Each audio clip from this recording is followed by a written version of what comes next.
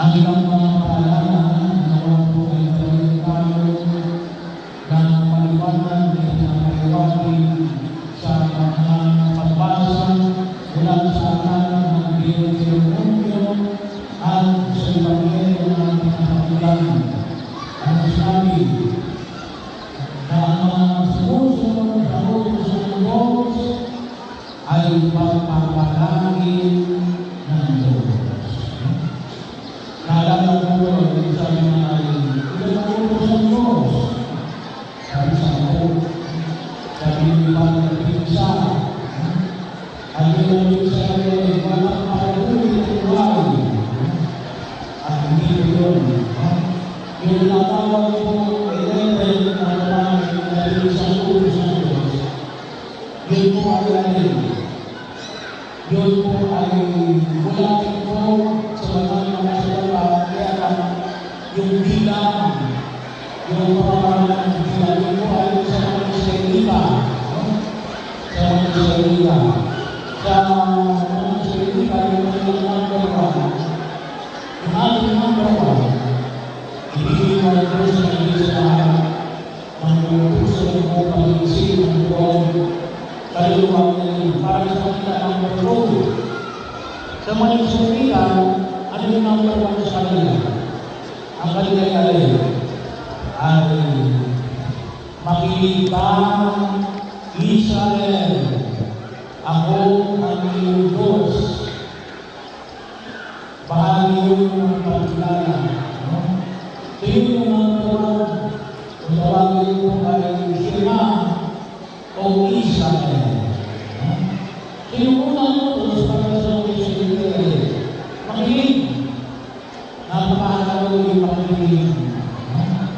Para po sa mga Israel, yung mga makita, makinig tayo sa Diyos. Maraming tayo pinapanilang, maraming tayo nakikinig. Pero sana po, wala natin tayo makinig tayo sa Diyos. Kaya yun po, yung paalala ko sa mga kumaraming lalo na kapag tayo ay naalala, ay sana tayo magsisipa ng mga kasi kapag mapapakilan ng Diyos, kung hindi tayo magsisipa ng mundo. So bahagi yun ang paalala. Kaya sabihin na, hindi sinasabi ng Diyos. Pero mahalaga po yung pagsipa ng panakaw ng mundo. At bahagi yun, kung saan po, yung pangalan nito, na yung pangampala, makita ko na yung pangalan inuutos ng Diyos. Kung nagagawa ng alin, gagawa ng pangampala, ano yung pangalan na pinapakain sa atin, na huwag yung magsinungaling, huwag yung maniyang puli. Bahaya yun ang kung saan ay pinapakain ng kanyang kapal. So, maraming kalupangit. Kaya po, kapatay ng kalupangit ay huwag yung maninira sa kalapang ng Lord. Kasi yung sinasabi na ito sila, kahit hindi na sila na yun.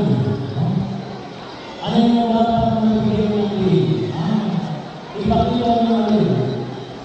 Yung nagawa ninyo, yun ang ipakita ninyo, at yung ipakita ninyo. Baka kasi kapag ng salita, baka mamaya yung pag-ibig at yung sila ninyo. Kung sakaling mga halimbawa, sumasasunod kayo, doon sa lalang nila, okay. Pero sa nalito na namin,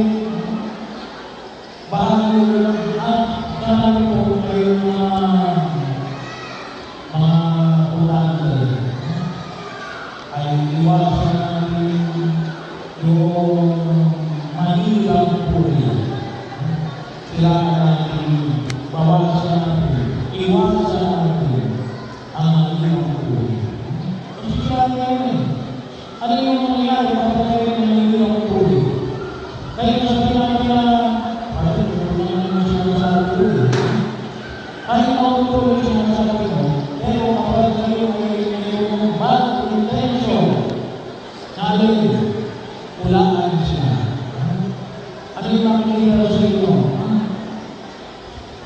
Ay, yung masama na nagtatalag sa inyo. Hindi. Kayo yung mabuti. Dahil kayo yung mabuti, kayo anak ng Diyos, ipakita ninyo yung kabutihan.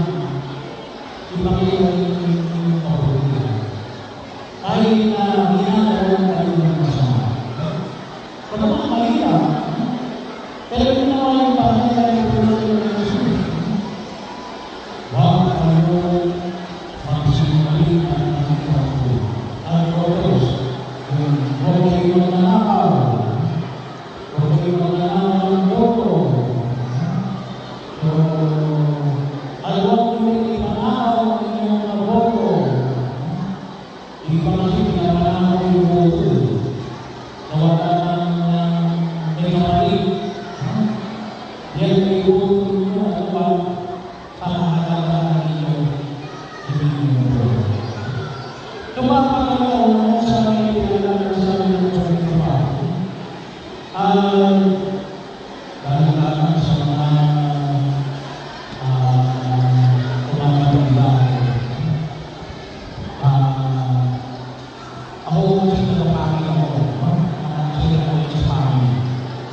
So, talagang sa amin na magpapagay yung isang grupo ay doon sa pangin ay lima ang kandidato sa Pilipinas.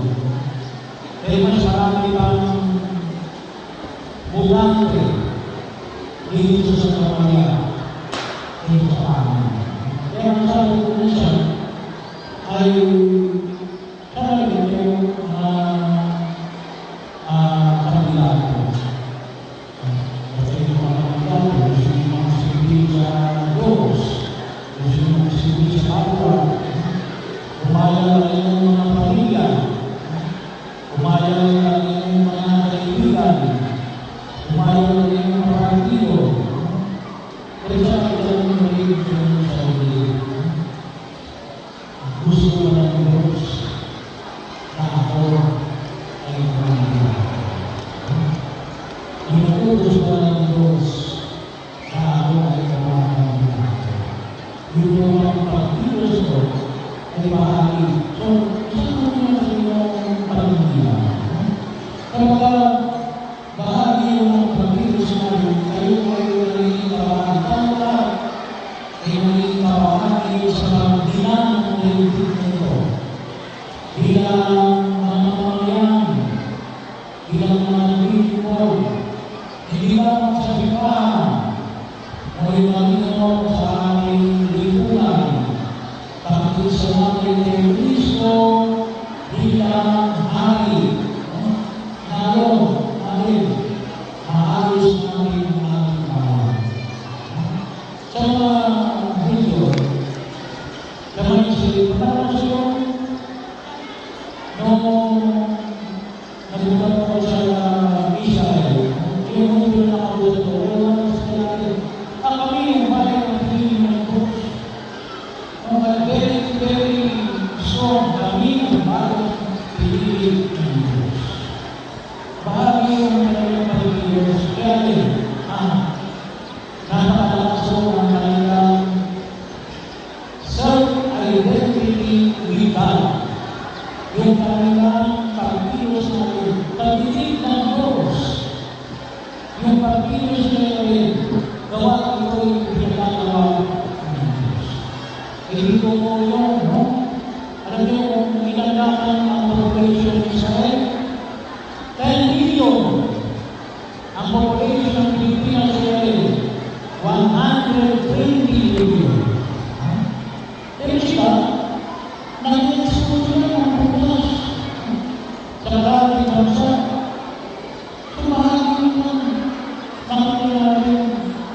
makita natin na nais silang Diyos na umundag tayo dalawa sa pamagitan ng pagpili ng mga tao na pinigilala natin na buong Pilipinas ang Diyos.